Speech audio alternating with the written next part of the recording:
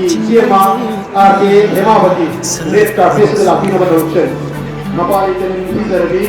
सीएमा आके हेमावती ना नसी के सुबह लवाई करके नुआए रबा कोई वाजर पगी नुबी तबी तंजान का लाती वती नमक रोशन थावल न फिर की फंगसु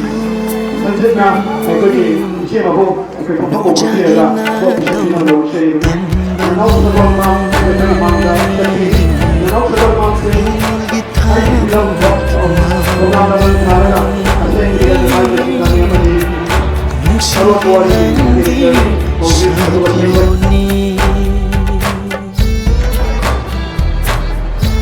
the and you work right now. Take a watch that you could see over, you will see about of the cities, so you are not lai jeni pawa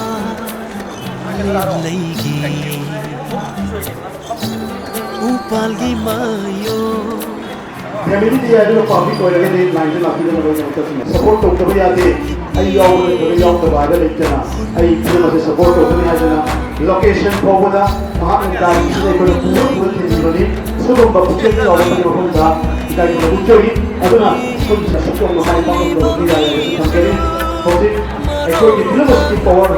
TV di bawah support TV di bawah power boy yang mungkin power itu jadi yang pun mungkin power lah. Atau kita lighter dengan hananu hairi punsigi musino hairi mungkin sampai minari besin di nau ekoi jati ini makna Manipur si ekoi kana gumba kang amak tagi nate mapun masih dah matam kaya mamang lagi ipai punya hak tagi nung si sana na lagi nar kaba ekoi kang kuti makna ima lai bak ni ere bak ni hai betul kan min nare harga nung si sana na lagi min na dam dam masih bungak min semin na bagi tu bung sabal doi koi lomin na si subsial pikta wafum da ekoi hai bung tahan na ba tau begitu pun makasi masih hai bagi ku pasi lagi di kan na tual na si ekoi amat tu ina punsin na duna ere bak film da masih ekoi pun na ima amat tagi masani talaga ngamin na si hai bak si ere bak japon na kibu da walllife ni mai ge lagi no chocolate na masih film untuk coba sih untuk sabun jaga ina tapi untuk dari memang tu Kamu kami terima sudah ini Manipur ke koi film masih dah itu pun orang lagi dah film masih main pak kerja deh kerjanya ekor support ini nanti na di lain itu lagi dah ekor support tu bagi mengajar itu support dari nanti Thararoi mapo kudingi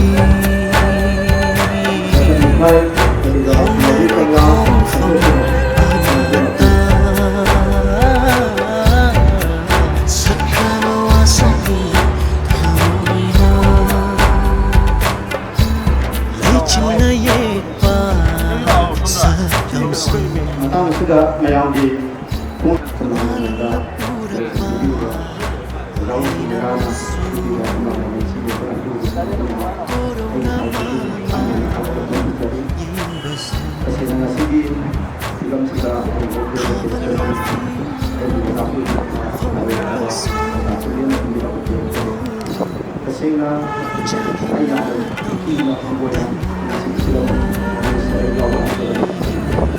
dan kita pun dah ni tu kena betul betul dah ni hai kalau dah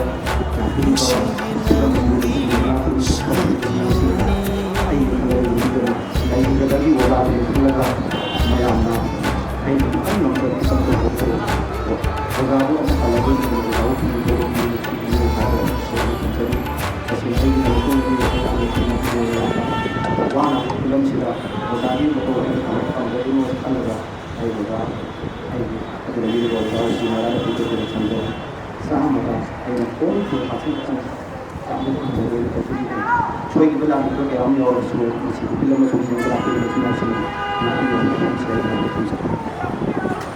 Kalau saya lihatkan yang akan dilepiro, pokoknya lepiro aja mesti terang na. Okey lalu kita mau okey thauda, miang ini semua ini ada tim family members ini red carpet telah pilih okey. Family yang dibuat kaya, lapin okey.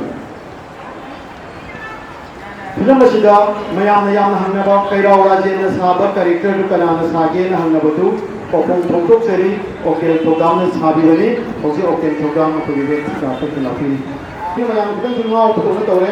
Actor से अदुगे actor की family से red carpet लापियो मशीनी Manipuri film युवानते मालयम film की मपाव दुमा को मियाम तमजवनी होजे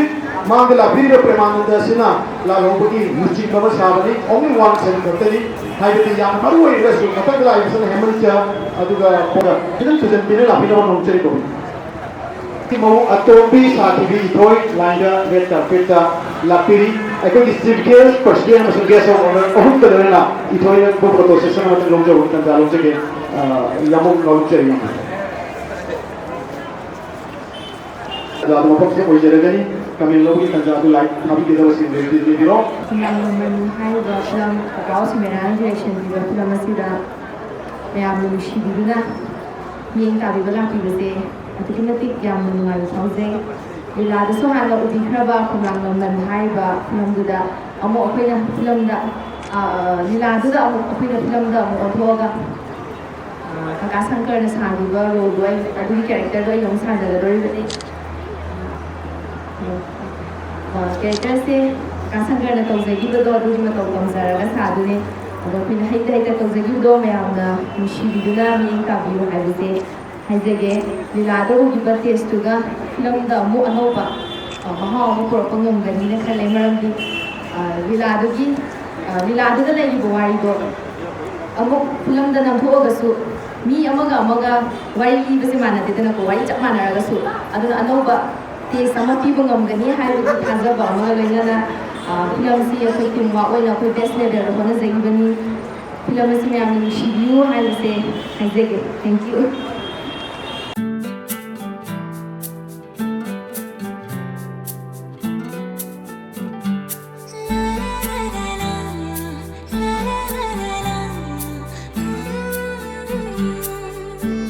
Lay chinna yekpa satam su Malang na purakpa laynam su Koraw na mga yen basu Tawal na fino faw basu No jagi na to tambani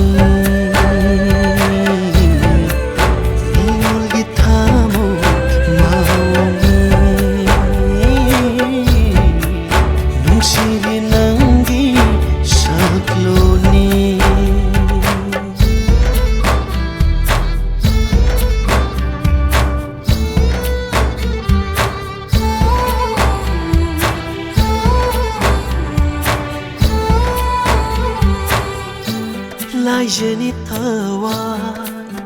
lem laigi upal gi mayo oi vini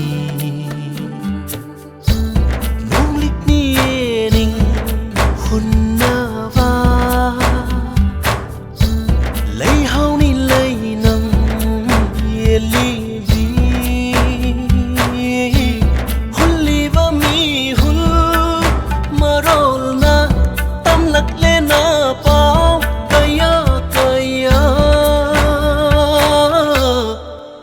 Hananu hairi punsigi Nusino hairi punsigi Napokurinda hananu hairi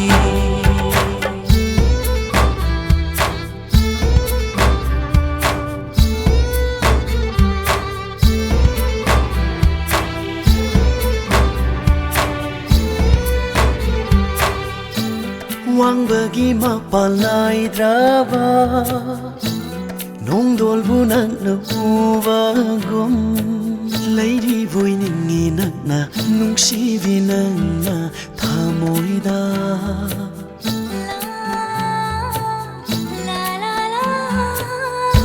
Wang bagi mapalai draba Nong dol bunak na ubagom Lady boy ningi nak na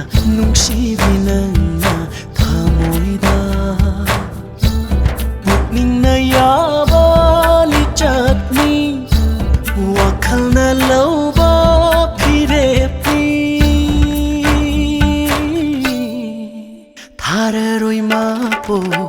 kudingi Hongleroi kongfang amata Sakawa wasakla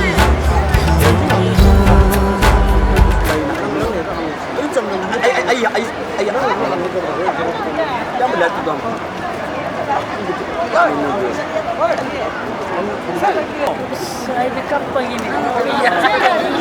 Itu dekat juga. Mai kere woi ba. Kapal ini. Kapal itu. Kapal juga rumah senang lain kan. Mungkin tu, lagi tu asal rumah yang gerak tu, udah nak gerak tu ini. Kau betul. Kalau gerak.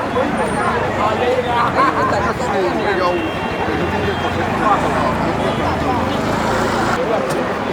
Wah ini hayu kita betul.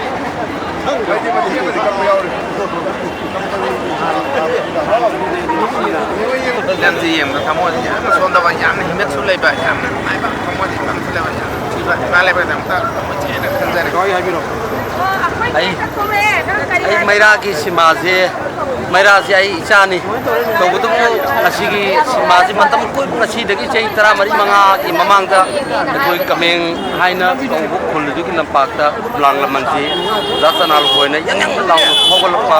matam du yengi butu ngasi matam du zasanal koi ai mit mang da ui hai bu apun ji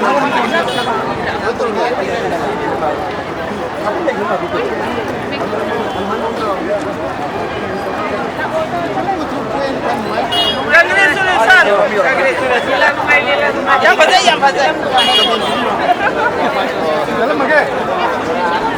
Yang bicara film yang mengarah. apa mai film mai hari Mengarah. Film mengarah. Kamu lagi. Anda ada sama lagi.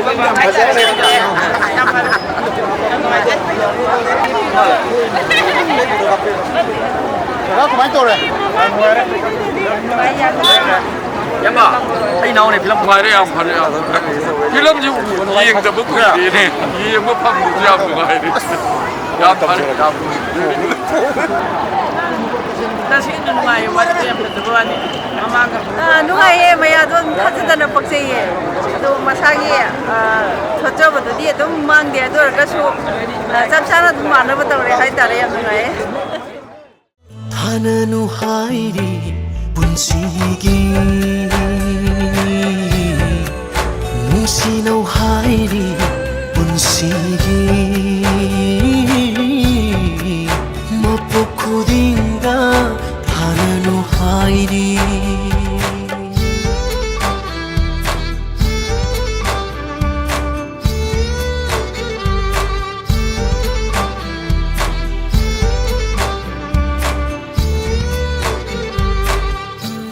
Wang bagi mapalai draba Nong dol bunan lebu bagom